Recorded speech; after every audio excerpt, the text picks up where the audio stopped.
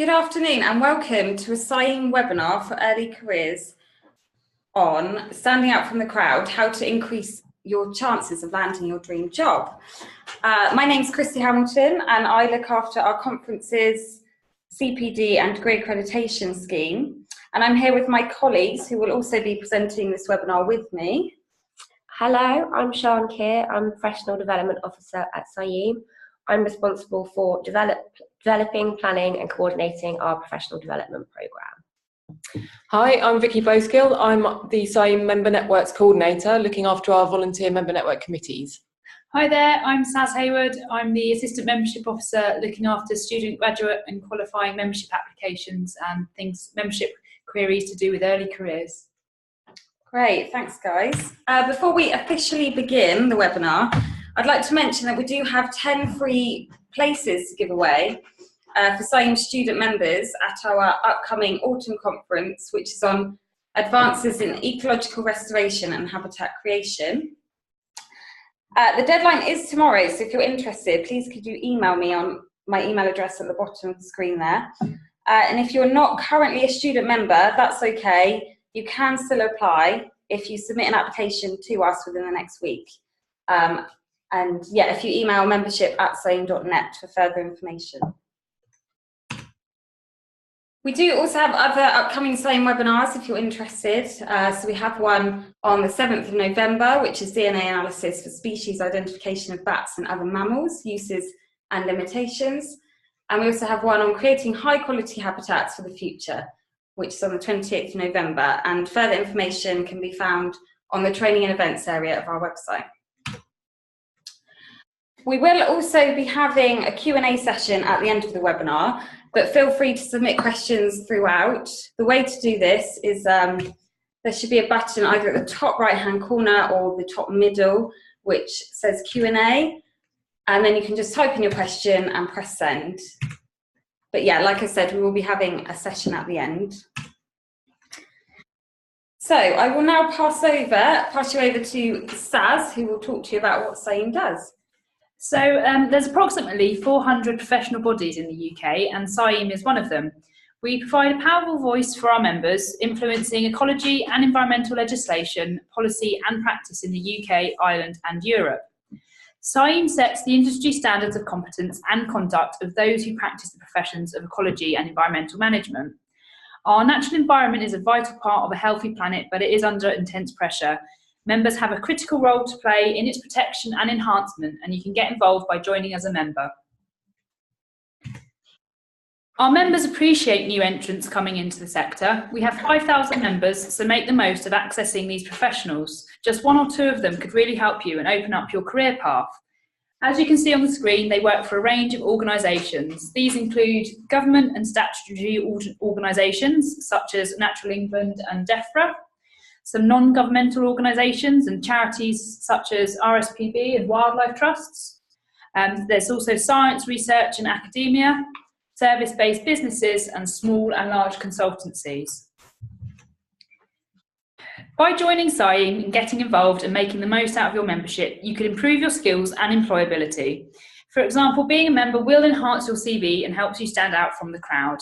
There are lots of benefits, and we do have a cheaper rate of membership for students and for those members who are starting out their career at the qualifying level. SciAIM student membership is only £22 and free for those studying on a degree currently accredited by SciAIM. We support nearly 600 student members and just over 1,000 qualifying and graduate members. Many employers in the sector, when recruiting new staff, do have membership of SciAIM or a professional body as preferred in the job specification. So we're just going to talk about how you can engage with SciAIM. There's professional bodies often produce a range of publications and webinars which will let you know what's going on in the sector. SciAIM's regular updates you will receive as a member include our quarterly In Practice magazine, a monthly policy briefing and a bi-monthly e-newsletter. If you do sign up, do try to read them. We have a dedicated page for student and early career members in every edition of our In Practice covering careers tips.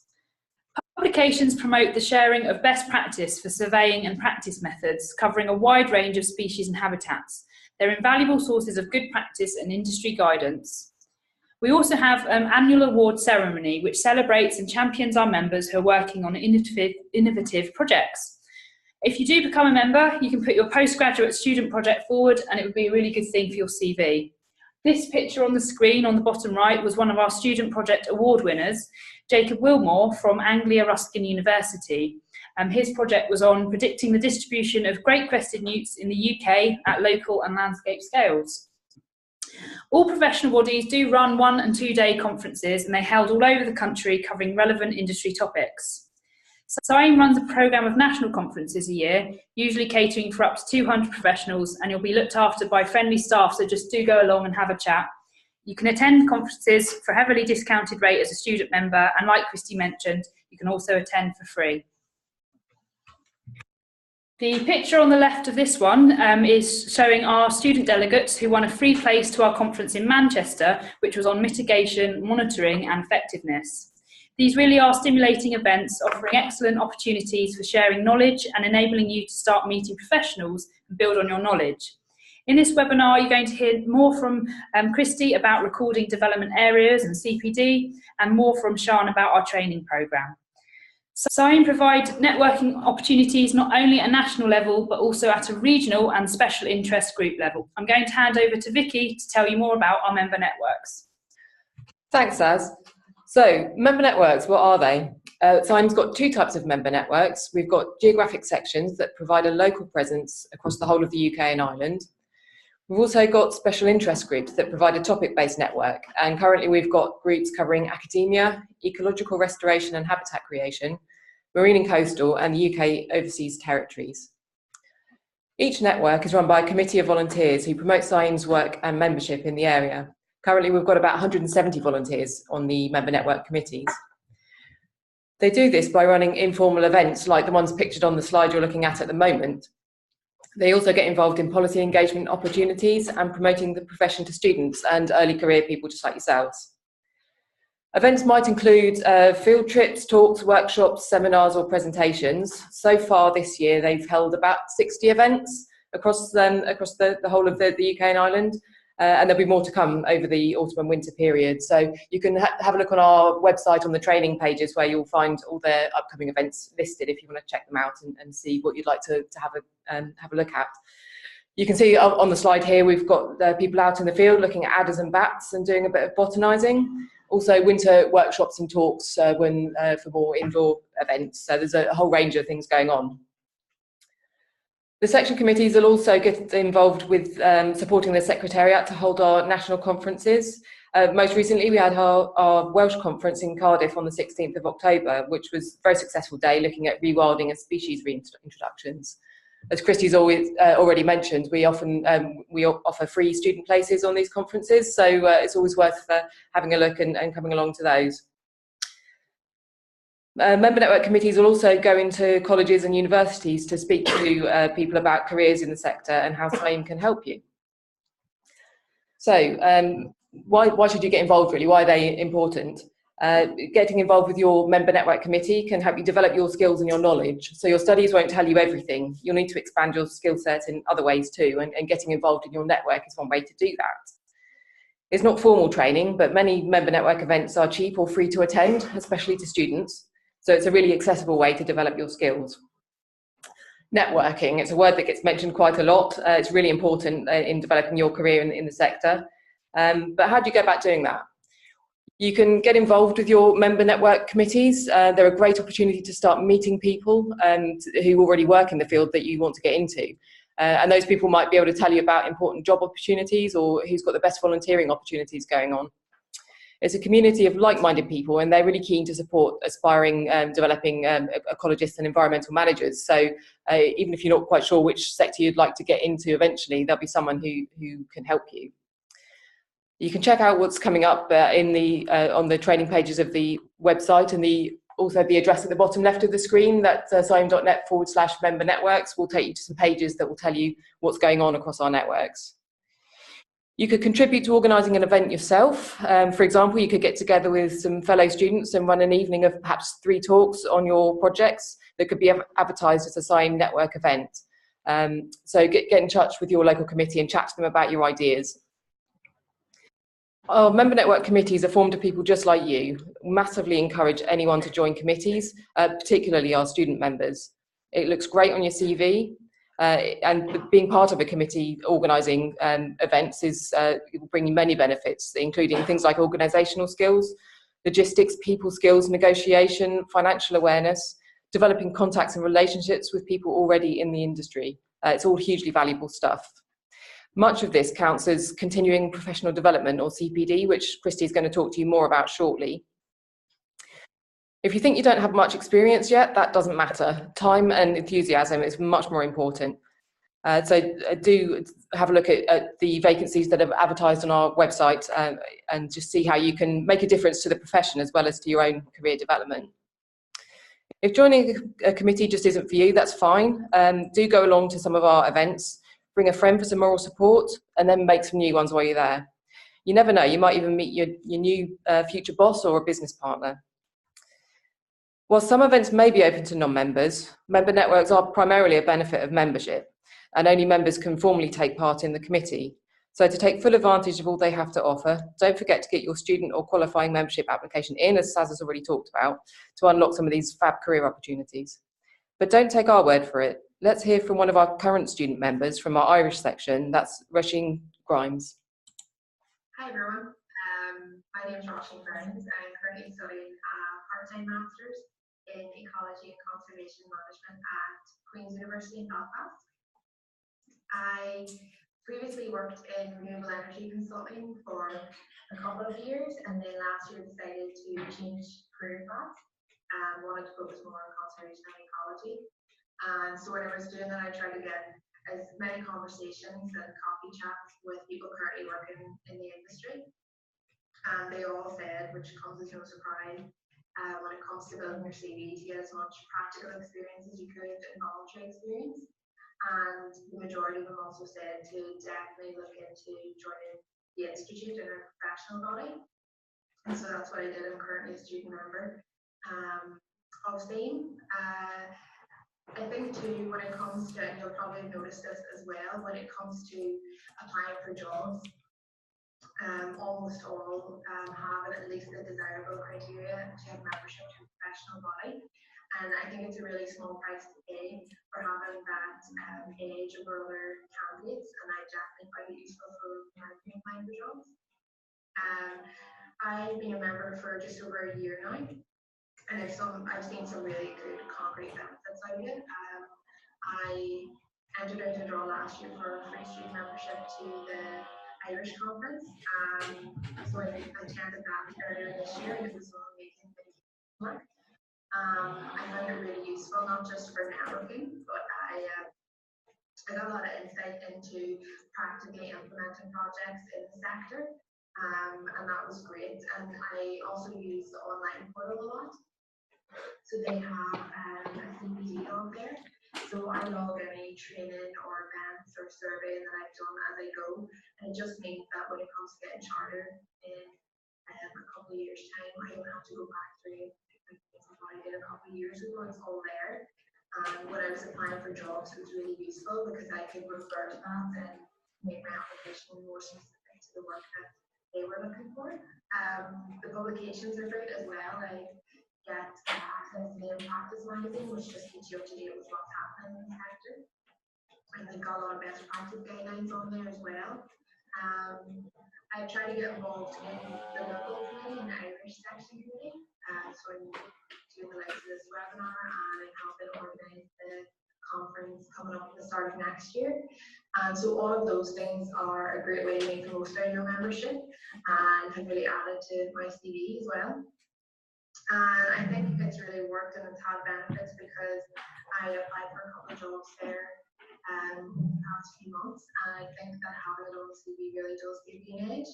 And I'm starting a position with Ulster Wildlife now next week, and they have relayed to me that that was a good benefit to have in the candidate.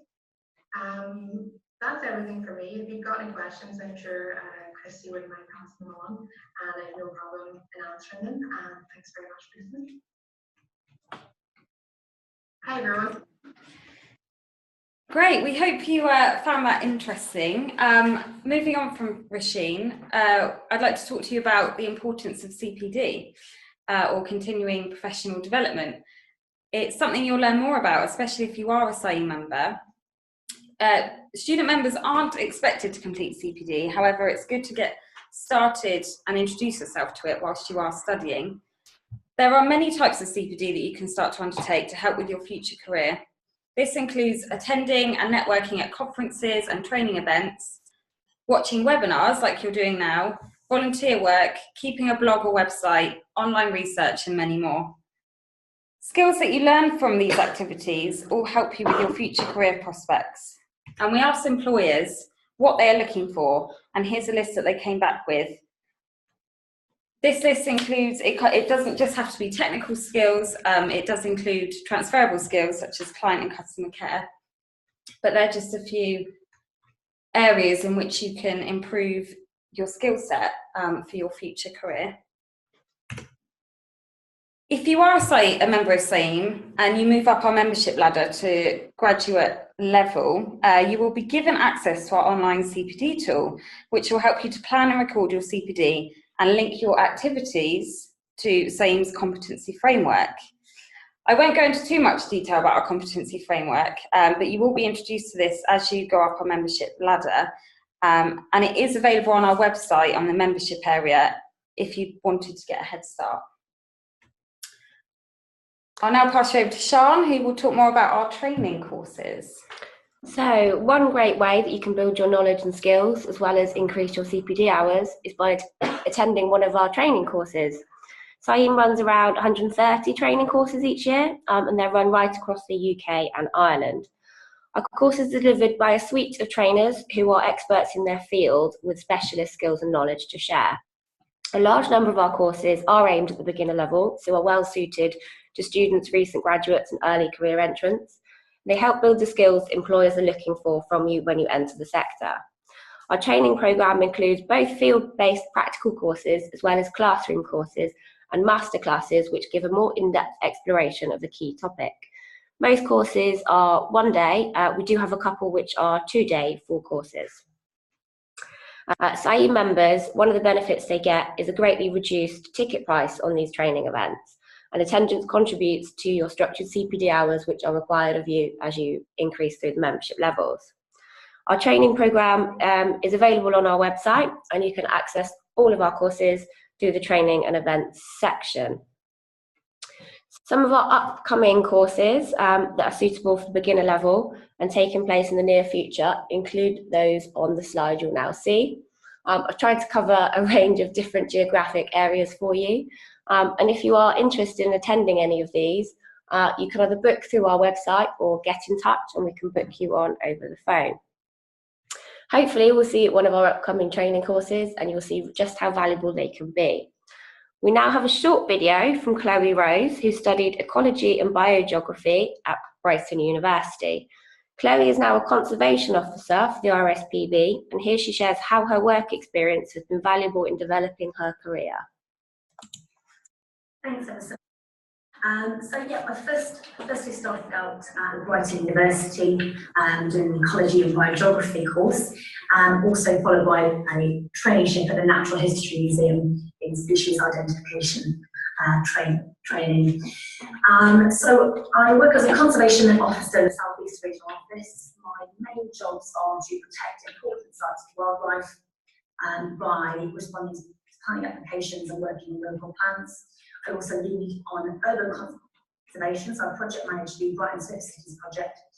And because there is such a pressure on the South East for development, it's really important that we actually work a lot with different partners and build up relationships with external organisations so that we can help to actually join up our efforts. We do realise that housing and development has to happen, but it's just about building it in the right place and making sure that it's mitigated for, so it has a least amount of impact on those very important sites.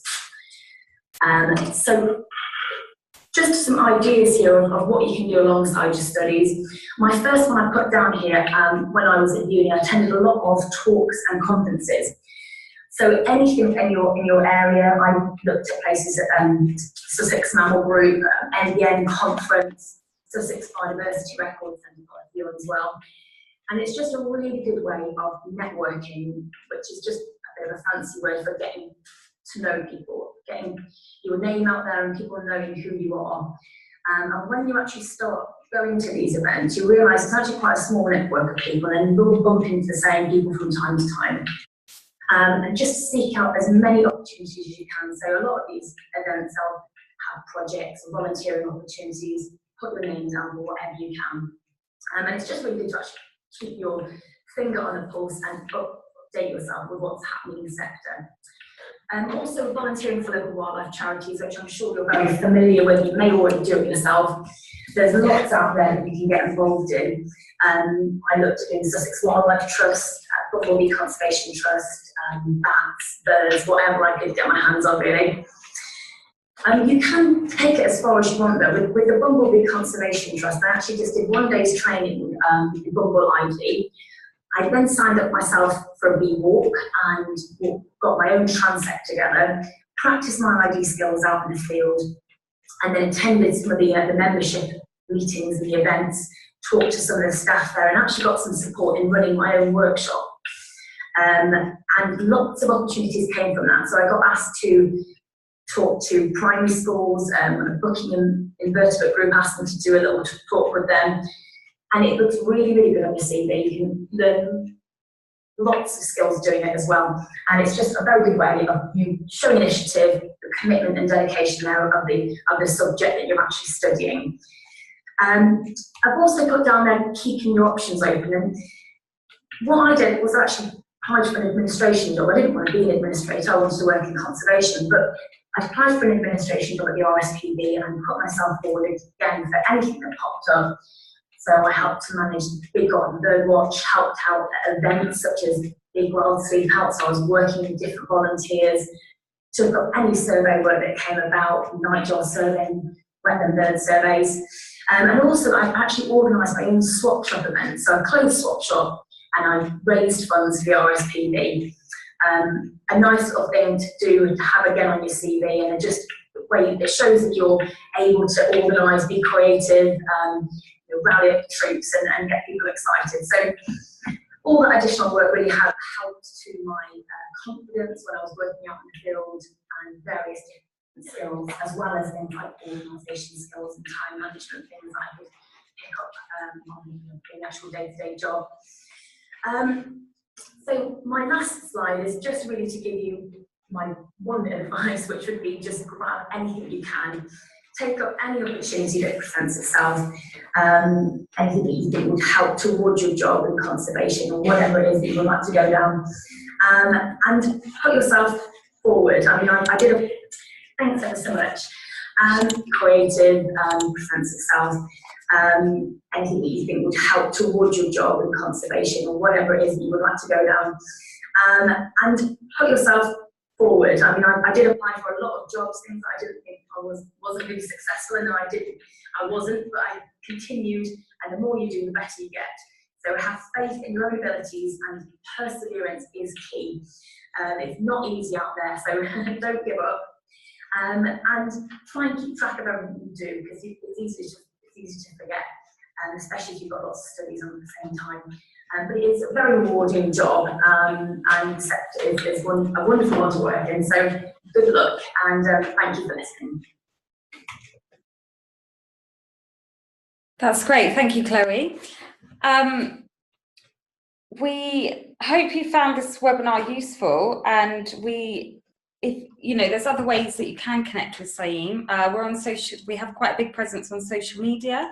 We're on Twitter, Facebook, LinkedIn, and hopefully coming to Instagram soon. SAYIM posts updates on all of our training and events, any future webinar information, job information. We post policy updates, conferences, and freebies and offers. And it's just a good way for general networking with other members and even potential employers. We do recommend, though, just to note, when using social media, to be mindful of your digital footprint, as employers may check these before offering you a job. So, yeah, now is our Q&A session. Please feel free to send in any questions that you have for any of us, and we'd be more than happy to answer them. Just as a refresh, there should be a button at the top of your screen, either in the middle or in the right-hand corner. And we will eagerly await your questions.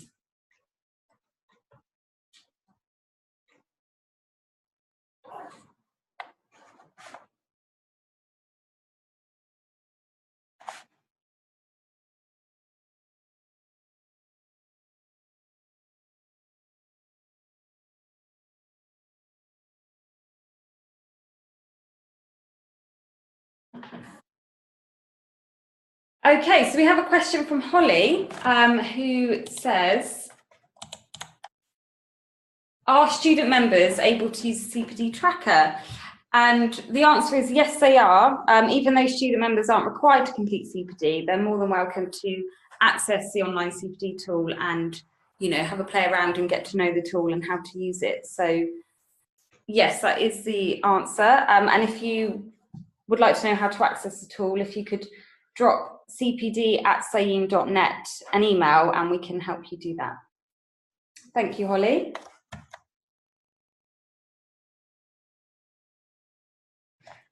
We have another question from Lily. How vital is voluntary work experience prior to first graduate jobs? I'm happy to answer that, and then if anyone else wants to feed in.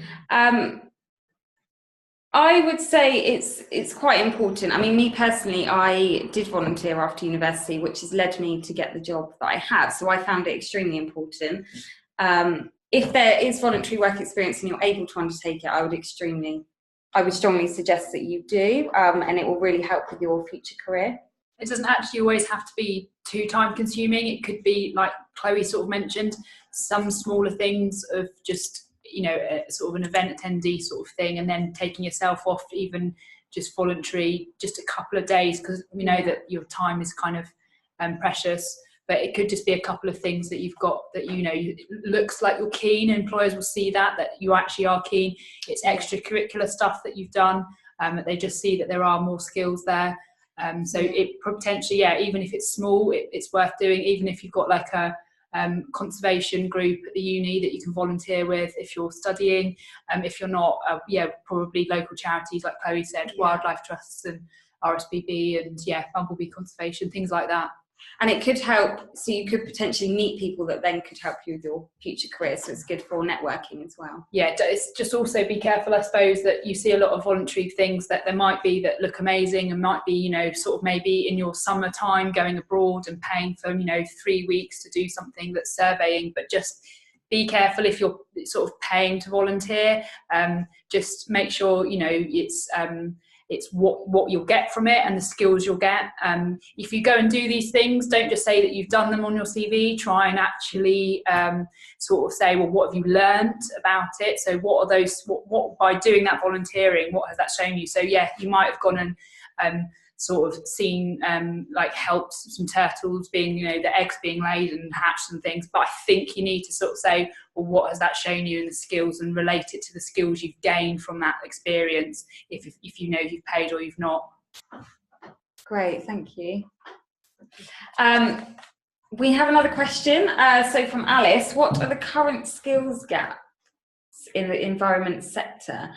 What should those wanting a career in environmental management focus their training on, e.g. energy, water or ecology?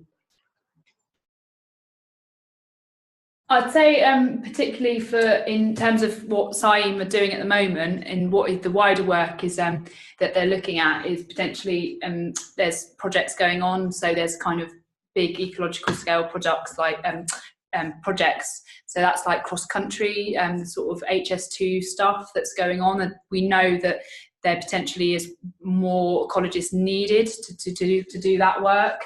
I'm not an expert though, but I do know from hearing about it at SAIM that there are these projects and there are going to be people sort of, you know, in ecology needed to do that, and potentially even having sort of potentially identification skills. It might be that Christy and her team can take that question back. Yeah, sorry, it's John from the professional development team.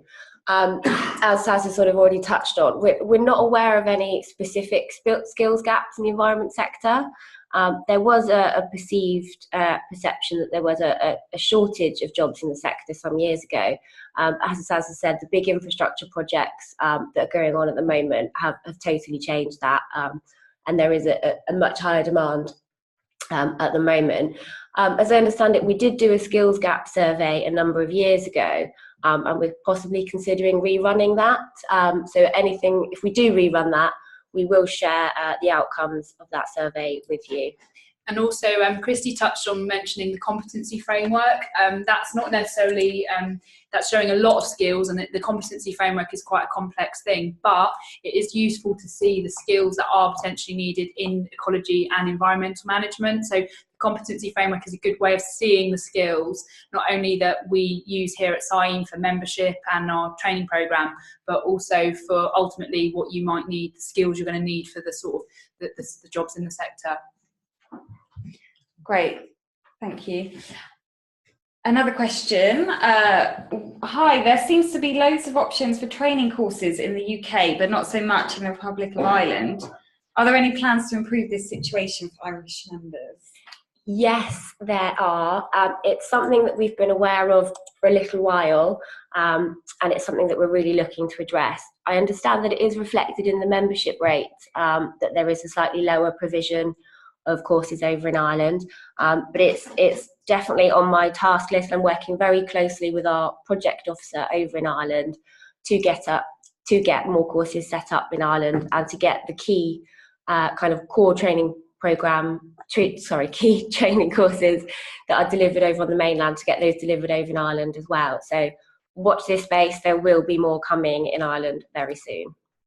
Right. And you can also get in touch with the Irish Section Committee. They run the more informal sort of field events and that type of thing. So if there are particular things that you want to see happening, then it's always great to drop them a line to see if they can help as well. Great. How would you do that, Vicky? You can email them direct at ireland@sciem.net. Perfect, thank you. Another question we have from Chelsea. Do you have any interview advice? Oh, yeah, we are planning to do a webinar on this next year, just to give you CV tips and interview advice. But I would say preparation is key for an interview. Definitely research the company or organisation that you're being interviewed by, and obviously the role and how you will fit into that role.